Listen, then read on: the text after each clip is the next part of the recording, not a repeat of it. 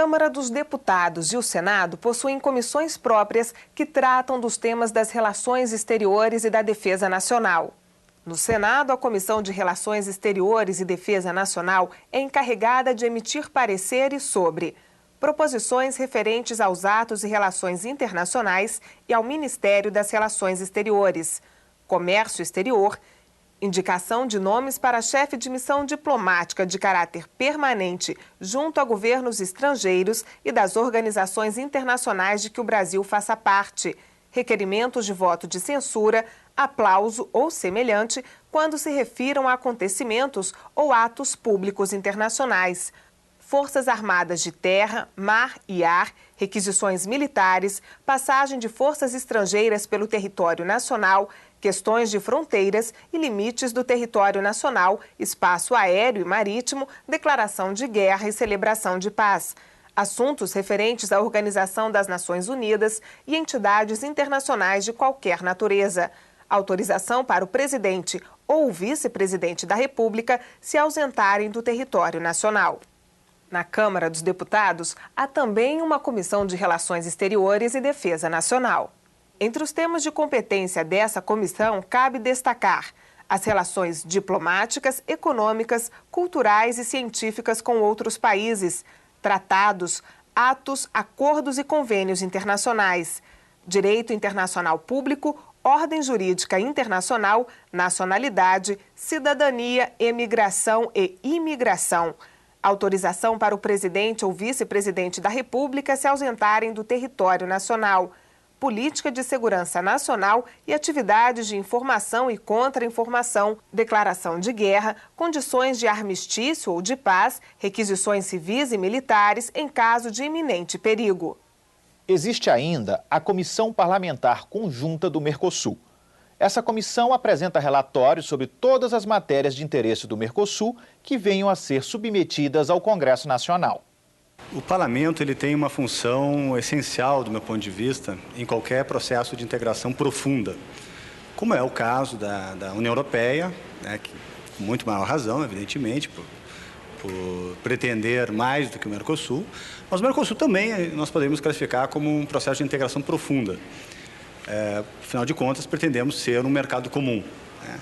Nesse caso de integração profunda ou relativamente profunda, como é o caso do Mercosul, é preciso que haja, não necessariamente uma unificação, mas uma harmonização legislativa entre os países do bloco, né? Isso afetando as mais variadas áreas, evidentemente não somente nas questões estritamente econômicas, mas também questões paralelas, por exemplo, ligadas à política social, previdenciária, trabalhista, etc., né? Então é necessário que as normas discutidas e trabalhadas no Mercosul sejam incorporadas de alguma forma. E essa forma, necessariamente, é através dos parlamentos. Além das comissões, o Congresso Nacional possui os chamados grupos parlamentares. A função básica desses grupos é promover a integração entre os parlamentos de todo o mundo e a cooperação entre os poderes legislativos. Esses grupos podem ser exclusivos das casas ou mistos, compostos por deputados e senadores. Como vimos, a Constituição estabelece que todo acordo internacional de que o Brasil faz parte passa pelo Congresso Nacional. Essa determinação dá ao Poder Legislativo a prerrogativa de aprovar os atos internacionais assinados pelo Executivo. A tramitação dos acordos internacionais passa por vários estágios. Primeiro, eles são negociados e assinados pelos representantes do Poder Executivo. Em seguida, o texto é enviado ao Congresso Nacional, que o aprova ou rejeita. A matéria começa a tramitar nas comissões permanentes da Câmara dos Deputados, onde é nomeado um relator. Após ser votado, o texto é apreciado no plenário. Aprovado pelos deputados, a matéria é enviada ao Senado, onde a tramitação é semelhante. Depois de aprovado pelo Congresso Nacional, o presidente da República pode ratificar o acordo. Mas pouco valeriam esses acordos se o Brasil não tivesse lá fora representantes para acompanhar as determinações aprovadas. Pois é. Para isso temos os nossos embaixadores. De acordo com o artigo 52 da Constituição, Esses nossos chefes de missão diplomática permanente são escolhidos pelo presidente da República. Entretanto, além de escolhidos pelo presidente, nossos embaixadores têm que ter seu nome aprovado pelo Senado Federal. Assim, o envio de embaixadores para representar o Brasil no exterior envolve a participação direta do nosso Senado.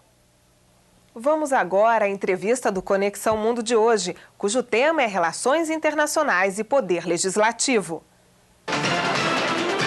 A nossa entrevista de hoje é com o senador Marco Maciel, vice-presidente da República na época do governo Fernando Henrique Cardoso, tem um trâmite e um desenrolar de suas atribuições, tanto no Executivo como também no Congresso Nacional.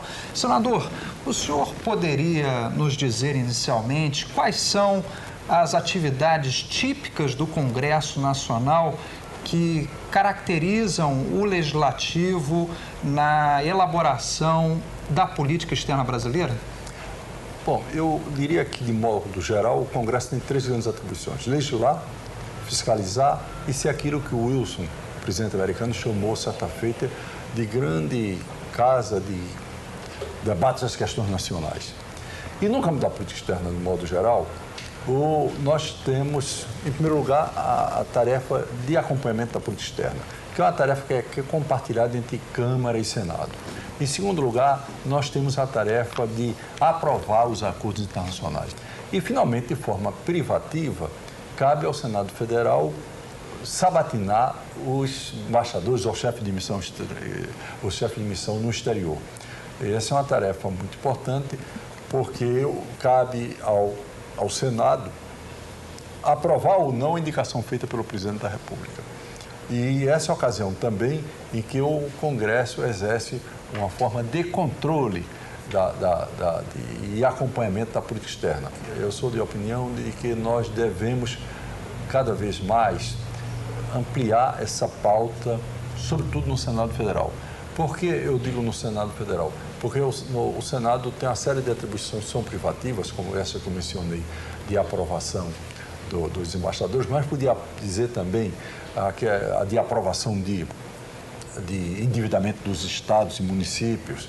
Então, inclusive externo. Exatamente, porque precisa do aval da União. E isso faz com que, de alguma forma, o Senado se imiscua mais, viva mais a questão da relação com o exterior. E depois, eu penso o seguinte, que com a República, como o Senado virou a Casa da Federação, e este papel é um papel que ele consolida cada vez mais, a tendência é que o Senado também se converta na Casa da Política Externa. Ou seja, porque já que ele pratica uma série de atribuições privativas no campo da política externa, por que não refletir mais sobre essas questões? Alguns analistas de política externa observam que, em várias situações, o Congresso demora um pouco para analisar e aprovar, ratificar acordos e tratados internacionais. Qual é a prioridade? Como é que são escolhidos os tratados e como é que são priorizados os tratados para aprovação e ratificação pelo Congresso Nacional, senador? Bom, geralmente, os acordos internacionais, os tratados internacionais, eles não gozam de nenhuma tramitação prioritária. E, por outro lado, geralmente não se dá regime de urgência, etc. E, por outro lado, acontece uma coisa que é visível, é que nossas questões internas absorvem mais tempo do que as questões internacionais, o que tem uma certa lógica. O que nós talvez tenhamos que pensar seja na existência de mecanismos que venham a agilizar essa tramitação. A questão da política externa não era, no passado, uma coisa que preocupasse muito o Congresso Nacional. E que agora nós estamos diante de um fato, e Sua Excelência o fato, que é o fenômeno da globalização. E isso exige, se nós queremos, como eu acho que devemos querer, participar cada vez mais desse processo, é fundamental que o Congresso Nacional se habilite e tenha mecanismos e rotinas nessa direção. Senador, tanto no Senado quanto na Câmara, os dois principais fóruns de discussão sobre política externa são as respectivas comissões de Relações Exteriores e Defesa Nacional. Que mecanismos específicos essas comissões têm para aprovar as matérias da área e qual o papel das audiências públicas também que essas comissões realizam, o papel para se aumentar a massa crítica e se trazer maturidade para esse processo decisório? Eu acho que, sobre esse aspecto, as audiências públicas são muito boas e elas ajudam a esclarecer e também, ao mesmo tempo que nós recebemos informações, nós, de alguma forma, também transmitimos aquilo que pensa a sociedade brasileira, porque o parlamento, já houve quem dissesse, é a palavra da nação, é a palavra do povo. Então, de alguma forma, nós transmitimos o que é o sentimento da sociedade sobre certos temas, né? E acho que cresceu muito já a preocupação com essas questões, mas ainda é insuficiente. Eu acho que a questão externa tem que ter uma agenda mais destacada uma agenda mais destacada dentro do parlamento brasileiro. Senador, muito obrigado pela entrevista. Eu que agradeço. Bom, por hoje é só. Na próxima semana, no nosso último programa da série, vamos falar sobre a influência das relações internacionais no nosso dia a dia. Até lá!